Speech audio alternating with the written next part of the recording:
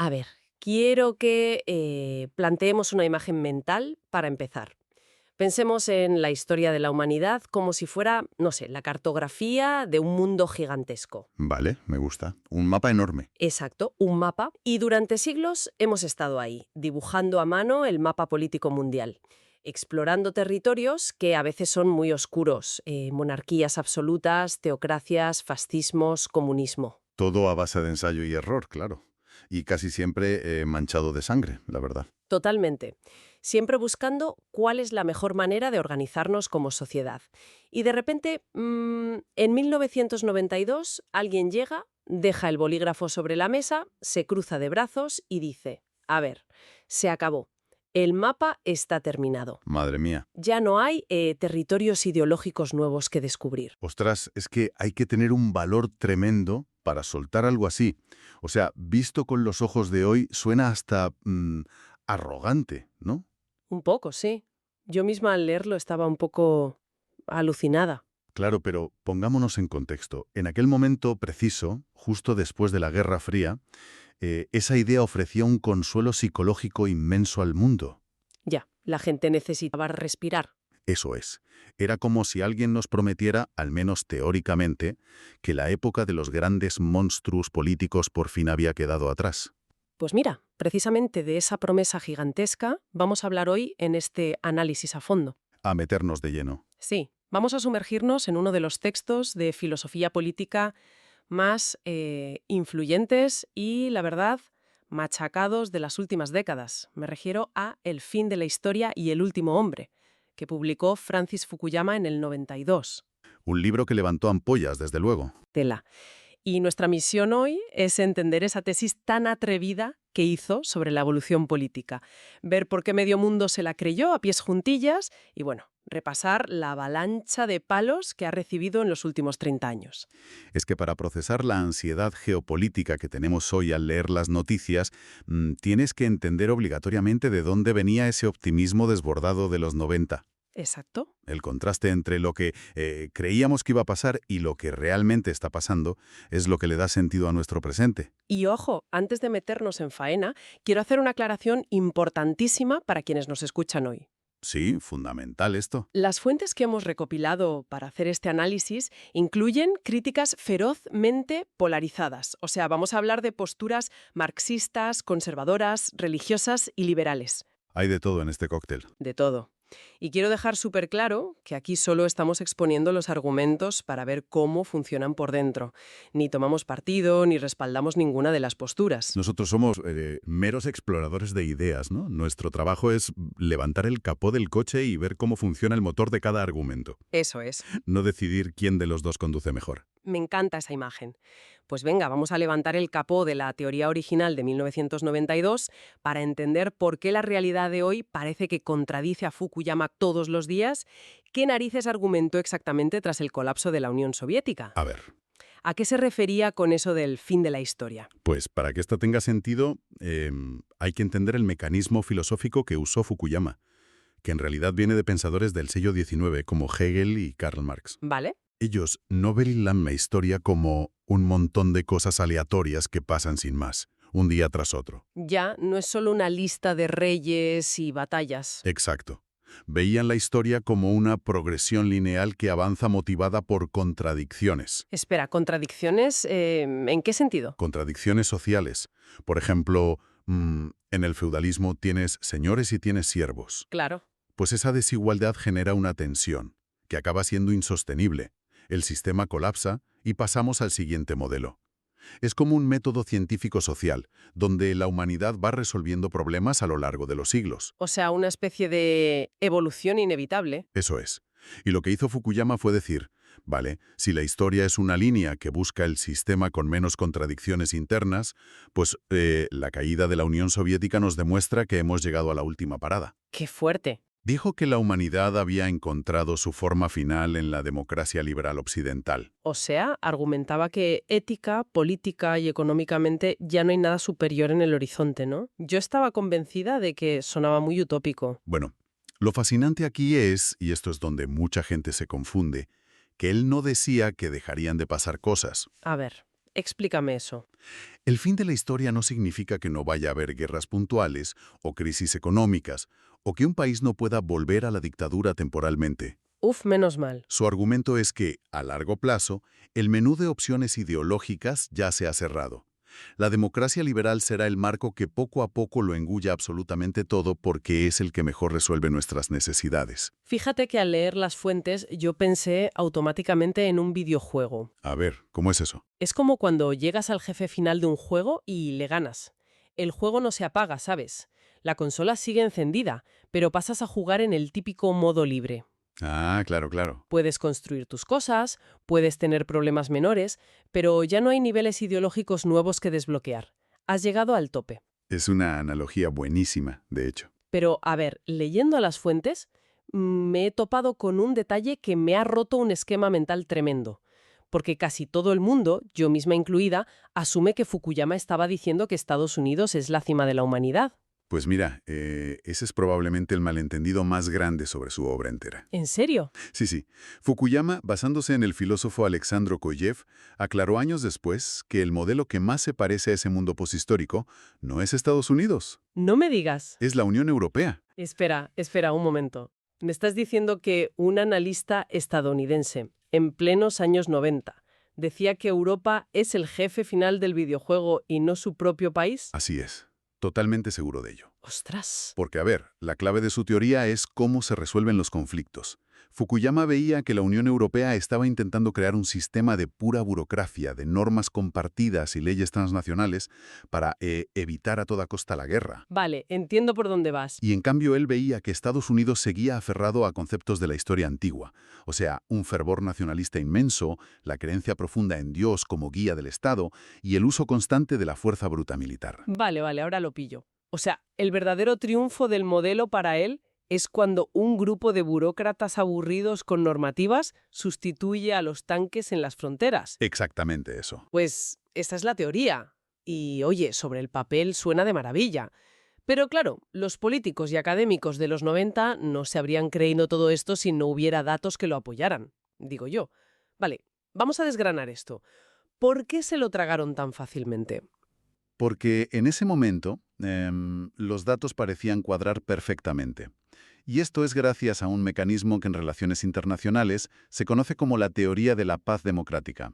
Vale, ¿y eso qué? Pues es un concepto que postula que las democracias maduras casi nunca van a la guerra entre sí. ¿Y por qué ocurre eso? O sea, ¿solo porque la gente vota? Principalmente por dos mecanismos muy concretos. Uno es la rendición de cuentas. A ver. Un líder democrático sabe perfectamente que si manda a su pueblo a morir en una guerra impopular, pues perderá las próximas elecciones de cabeza. Un dictador no tiene ese problema en absoluto. Claro, el dictador hace lo que le da la gana. Exacto. Y el segundo mecanismo es la interdependencia comercial. El dinero. El dinero, claro. Las democracias tienden al libre mercado. Si tu economía depende de, no sé, venderle coches a tu país vecino, pues no vas a bombardear sus fábricas. Es de cajón. Ya, te tiras piedras sobre tu propio tejado. Y la verdad es que tras la Guerra Fría la evidencia apuntaba exactamente a eso, ¿no? Totalmente. En los estudios que recogen las fuentes se ven caídas casi verticales en el número de conflictos. Tienes a toda Sudamérica pasando de dictaduras militares a democracias, o a los países del sudeste asiático y Europa del Este haciendo unas transiciones muy parecidas. Y de repente, ¡puf! Eso es, de repente las guerras entre esos estados fronterizos desaparecen del mapa. La deducción era súper simple. Más democracias liberales generan más libre mercado, lo que anestesía los impulsos violentos de la humanidad. Era una ecuación que parecía matemática pura. Pero a ver, leyendo esto con un poco de perspectiva, a mí me saltan todas las alarmas. ¿No es un poco ingenuo todo esto? ¿En qué sentido? Me refiero a que la democracia, o sea, como fenómeno globalizado, es un parpadeo en la historia humana. Hablamos de unas pocas décadas frente a milenios de imperios. Coger el comportamiento de unos cuantos países durante los años 90 y decir, mirad, hemos descubierto una ley universal. Me parece un salto mortal metodológico. Y tienes toda la razón en dudar de ello, porque esa es precisamente la gran grieta empírica de su tesis. Faltan datos, claro. La muestra de tiempo era ridículamente pequeña. Se declaró una victoria definitiva basándose en un periodo de bonanza y expansión económica que no representaba ni de lejos la complejidad histórica de toda la humanidad. Ya, es que es muy atrevido. Y la prueba es que la realidad no tardó casi nada en estallarle en la cara a este optimismo noventero. Nada, poquísimo. Ese mundo pacificado de burócratas y libre mercado chocó frontalmente con fuerzas que el modelo simplemente estaba ignorando. Me refiero al peso brutal de la religión y la cultura. Eso lo vimos articulado casi de inmediato. Pensadores como Benjamin Barber plantearon que este choque era inevitable. Él usó un concepto brutal que es yihad contra Macworld. Ay, sí.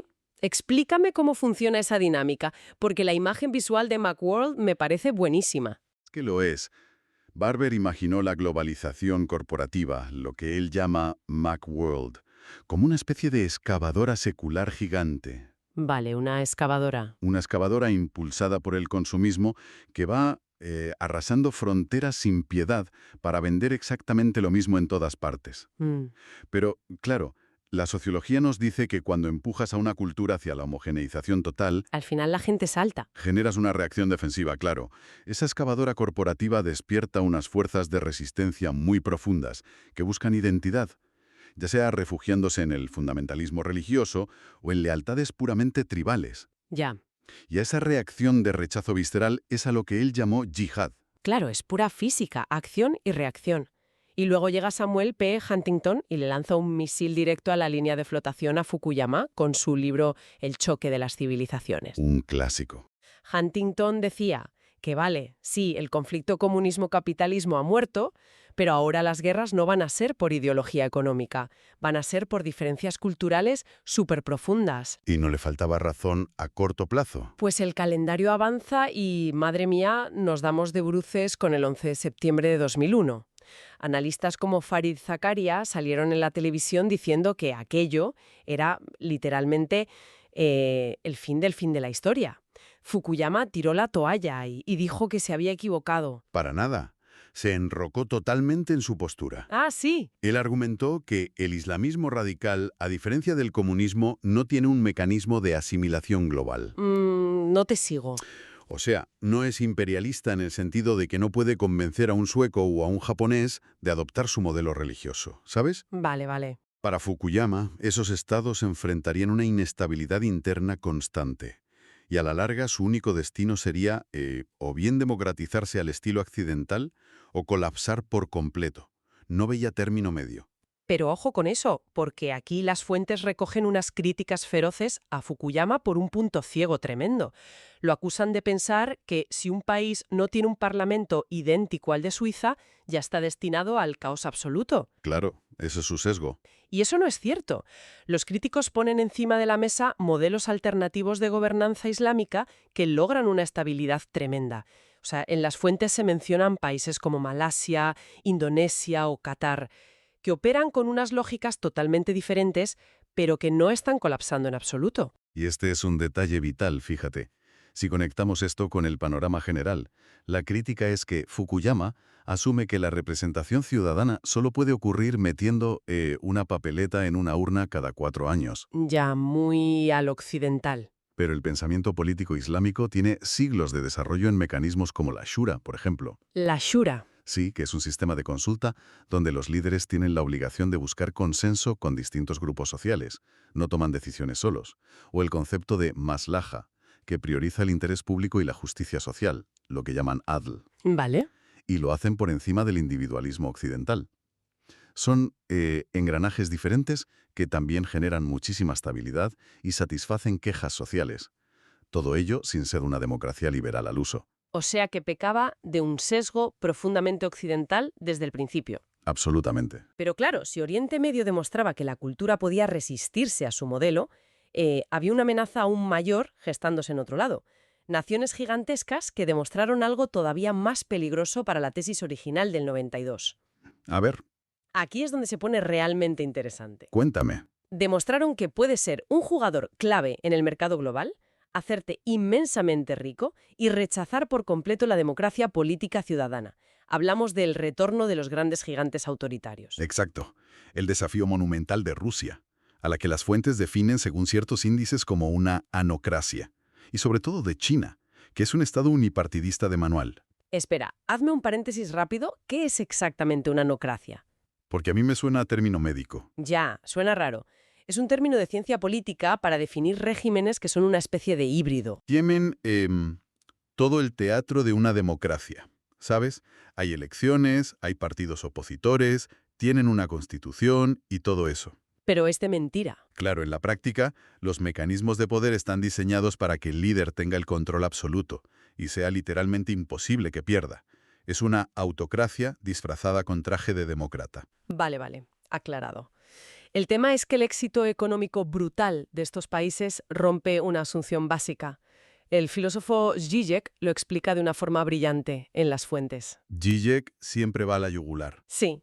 Zizek dice que Fukuyama asumió en los 90 que el capitalismo de libre mercado y la democracia iban en el mismo pack indivisible. Como un combo. Exacto, que no podías tener uno sin el otro. Pero China y Singapur han demostrado empíricamente que puedes divorciar perfectamente el libre mercado de la libertad política. El mecanismo de China es fascinante porque altera el pacto social por completo. O sea, en Occidente el pacto es: tú me das tu voto y yo gestiono tus impuestos, ¿no? Claro, básico. En el capitalismo autoritario, el pacto es totalmente distinto. El Estado va a dirigir una economía de mercado brutal para sacarte de la pobreza extrema y darte muchísimo bienestar material, Vale. pero a cambio, tú renuncias completamente a la libertad de expresión y al derecho al voto. Y oye, ese modelo a nivel de crecimiento de PIB ha funcionado como un tiro durante décadas.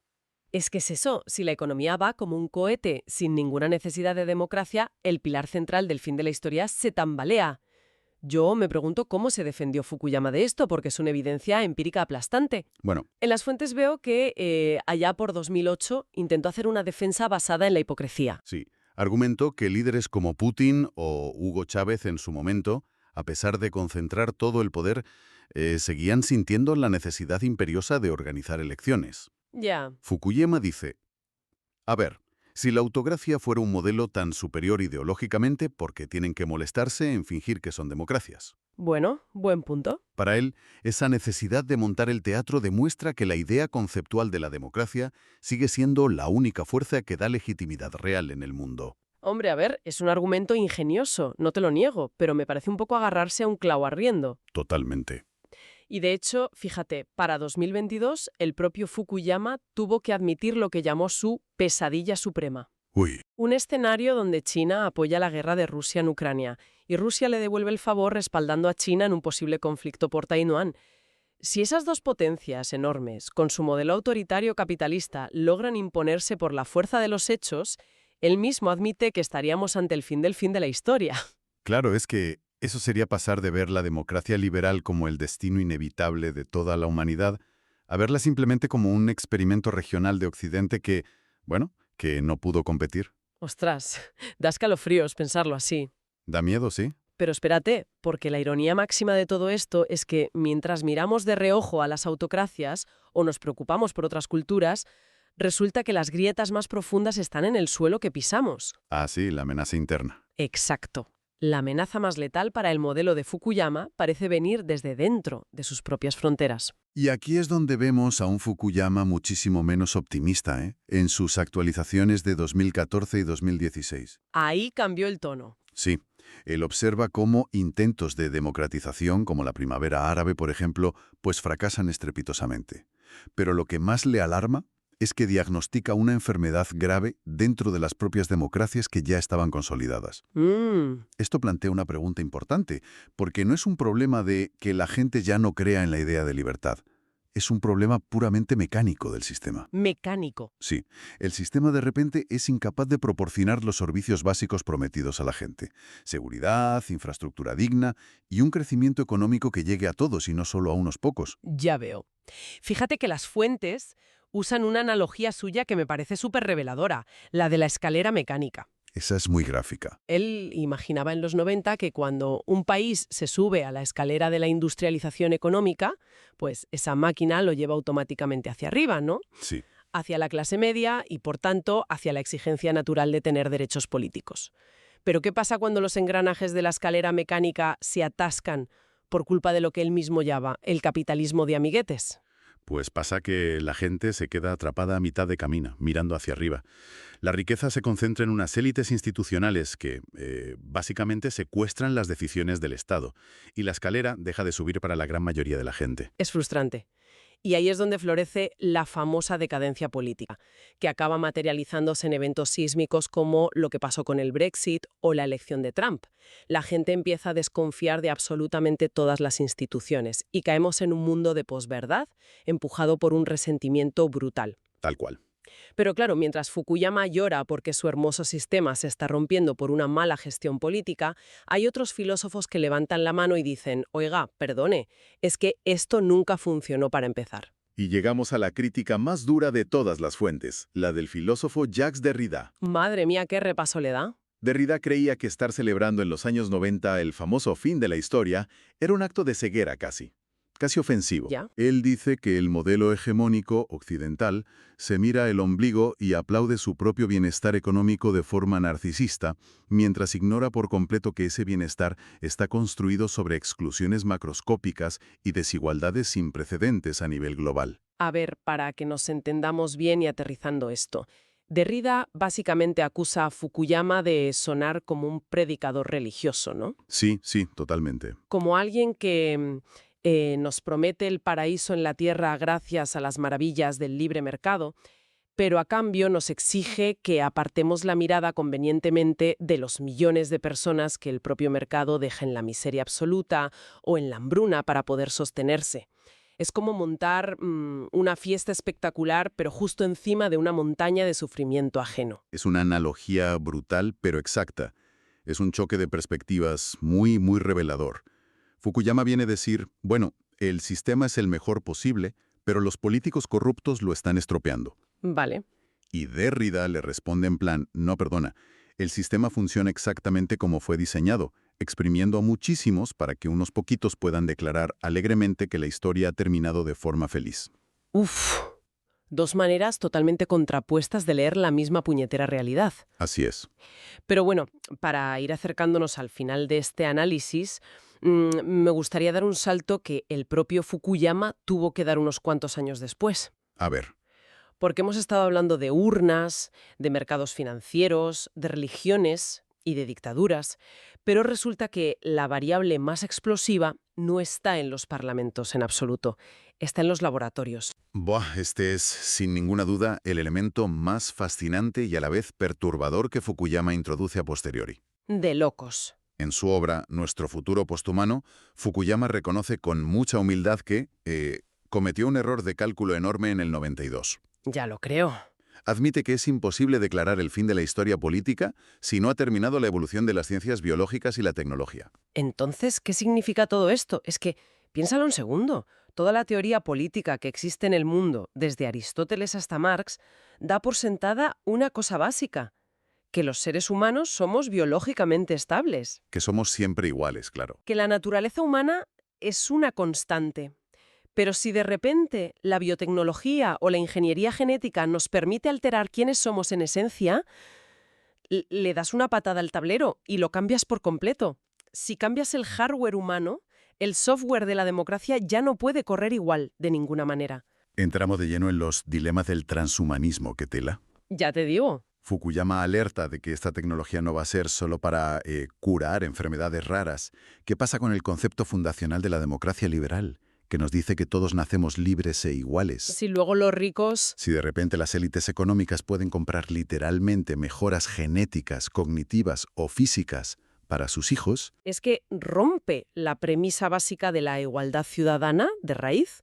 La tecnología deja de ser una herramienta que nos iguala a todos y pasa a ser un mecanismo que podría redefinir antropológicamente quién tiene derecho a gobernar y quién es un simple ciudadano de segunda clase biológica. Redefine de golpe lo que significa ser humano. Y si el concepto mismo de humano muta, pues la democracia que estaba diseñada para esos humanos antiguos colapsa inevitablemente. No sirve. Pues menudo repaso conceptual hemos hecho hoy. Si lo miramos con un poco de perspectiva, empezamos en aquel subidón posguerra fría de 1992, donde todo parecía indicar que el libre mercado y las urnas pacificarían el globo terráqueo. ¡Qué ingenuidad vista ahora! Ya, Luego vimos cómo fuerzas culturales y religiosas chocaban de frente contra eso. Pasamos por el brutal éxito económico de autocracias que prescinden totalmente del voto. Y terminamos examinando cómo nuestras propias instituciones democráticas se están pudriendo por dentro, mientras la tecnología nos amenaza con alterar nuestra biología. Es un viaje intenso. Y el valor de desgranar estas fuentes hoy es que nos dan una lente muchísimo más afinada para procesar lo que ocurre a nuestro alrededor en el día a día. Totalmente de acuerdo.